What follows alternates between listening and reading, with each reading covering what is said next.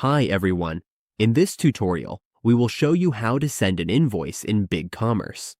Sending invoices correctly helps customers get accurate billing details and helps us keep our order process smooth and professional.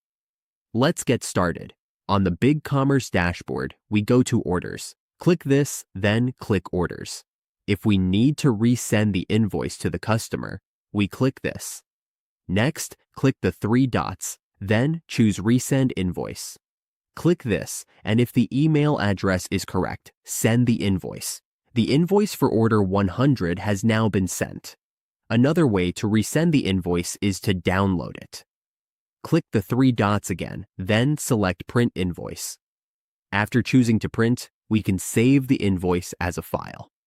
Once saved, we can email the invoice using any email service we like. After sending, the customer will have a copy of the invoice.